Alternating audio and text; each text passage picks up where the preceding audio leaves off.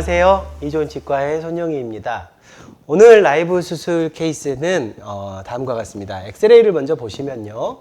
이 환자는 22번, 23번, 그리고 13번, 14번이 컨제니탈 미싱인 환자입니다. 그래서 22번과 23번의 미싱은 먼저 임플란트를 식립을 해서 해결을 했었고요. 오늘 수술할 부위는 다음과 같이 13번과 14번의 유치의 만기잔존 이 되어 있는 상황입니다. 이 환자는 이제 14번 부위, 54번 치아에 이제 통증을 이제 호소를 하셔가지고 더 이상 이제 기다리지 못하고 이제 임플란트를 하기로 계획한 환자입니다. 이런 환자를 볼 때 영구치가 선천적으로 결손되셔서 유치가 만기잔존 되어 있는 환자분들은 이 부분에 이제 골의 이제 발육 자체가 조금 덜 된 경우가 많습니다. 그래서 굉장히 좀 얇은 리치를 가지고 계시는 경우가 많죠. 그래서 임플란트를 식립을 할 때 수평적인 골이 부족해서 이제 그 어려움을 겪는 경우가 많습니다. CT를 보시면 53번이 남아있는 자리는 하방에 리전이 있고요. 임플란트의 레귤러 다이아메터 임플란트 식립하기는 조금 어려움이 있는 협설측 리치폭을 가지고 계십니다. 이때 우리가 임플란트를 보통 식립을 할 때 자주 하는 실수는 이렇게 식립을 했을 때 하방에 페네스트레이션 디펙트를 만드는 경우가 되게 많죠. 그리고 54번 부위 보시면은 다음과 같이 잘만 심으면 레귤러 다이아메터 임플란트를 식립이 가능한 리치를 가지고 계십니다. 구강내를 살펴보게 되면 다음과 같이 3번과 4번 보시다시피 트리전이 심하고 굉장히 심한 치아후식증에 이완이 되어 있는 상태를 확인하실 수가 있습니다. 이 환자는 발치를 시행을 하고 발치 후 즉시 임플란트 식립을 하고 그리고 보시다시피 서비칼 하방부에 있는 함요를 어떻게든지 해결을 해서 최대한 많은 양의 협축골을 만들어주는 것이 임플란트의 장기적 안정성을 담보하기 위해서 중요할 것으로 생각을 하고 그런 견지에서 수술을 진행을 해보려고 합니다. 자, 그러면 수술 동영상을 보시고 오시겠습니다.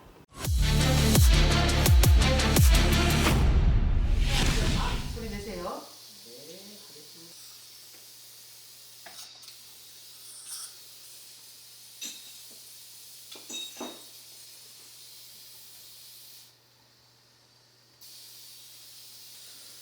안 아프시죠?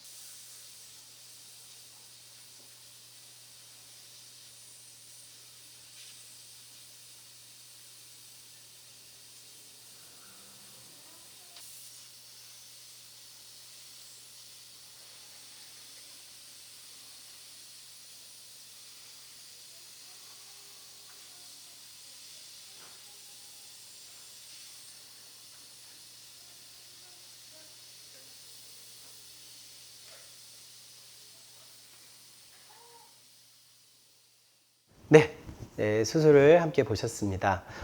수술을 한번 리뷰를 해보면요. 다음과 같이 유치를 발치를 하고요. 이 다음과 같이 이렇게 풍용한 리지는 이 부분에 국한되고 여기서부터 하방으로 내려가는 부분은 굉장히 디프레션이 심한 것을 확인할 수가 있습니다. 플랩을 열었습니다. 플랩을 열고요. 다음과 같이 이렇게 토루스 비슷한 골융기를 우리가 확인할 수가 있겠고요.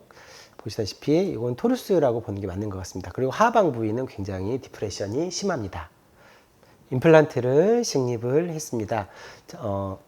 13번 부위는 3.5mm 다이아메타, 그리고 14번 부위는 4.0mm 다이아메타의 임플란트를 식립을 했습니다. TS3를 식립을 했고요. 자, 다음과 같이 코티칼본 퍼포레이션을 시행을 하고, 자, 여기에다가 우리가 고리식을 해서 골을 만들어주게 될 텐데, 상방까지 만들어주는 것은 크게 필요하지 않을 것으로 보입니다. 지금 보시다시피 힐링을 우리가 장착을 했을 때 실제 임플란트의 탑 위치는 이 부분에 위치하게 되겠죠. 이 부분에 위치를 하고 있어서 임플란트가 살아가기엔 충분한 협측골의 양은 확보를 한 상태고요. 안정성을 도모하기 위해서 이 부분에 우리가 골을 만들어주는 게 좋을 것으로 판단을 했습니다. 그래서 코티칼본 퍼포레이션을 시행을 하고, 자, 소세지 테크닉을 쓰기로 했습니다. 그래서 하방 부위에, 에이펙스 부위에 본텍을 이용을 해서 멤브레인을 고정을 하고, 다음과 같이 에이오스 콜라겐을 이용을 해서 그라프트를 하방 부위에 먼저 시행을 했습니다. 시행을 하고, 그리고 상방부는 다음과 같이 에이오스를 이용해서 콜라지네이티드 본 아닌 파티클레이트 본을 이용을 하고, 상방 부분에 우리가 다음과 같이 본텍으로 한 번 더 고정을 해서 이렇게 되면 그라프트 사이트에 맥시멈 스테빌라이제이션을 얻을 수가 있기 때문에 양호한 골 재생을 얻을 수 있을 것으로 기대를 해서 이 소시지 테크닉을 썼고요.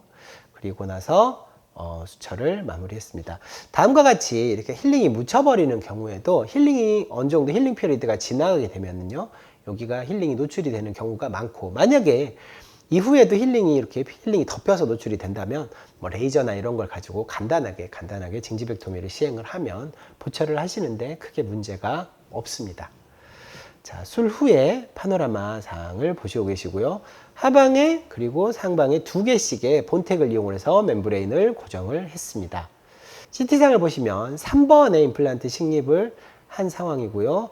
이 버칼 협축으로 이렇게 풍요하게 본그라프트 머티리얼이 유지되고 있는 것을 확인할 수가 있습니다. 4번 부분에도 똑같이 본그라프트 머티리얼이 상당 부분 과량이 들어가 있는 것을 확인할 수가 있는데, 이렇게 전치부나 이렇게 얇은 골을 가지고 있는 경우에는 좀 과하다 싶을 정도의 오그멘테이션 양이 필요합니다. 왜냐하면 이게 힐링이 되면서 굉장히 많은 양이 리모델링이 발생을 할 것으로 예상이 되기 때문에 그 리모델링에 어느 정도 어댑테이션, 그러니까 적응할 수 있는 정도의 양은 우리가 그라프트를 해야 나중에 이 리모델링 라인이 임플란트 픽스처와 만나게 되는 이제 문제를 피할 수가 있겠습니다.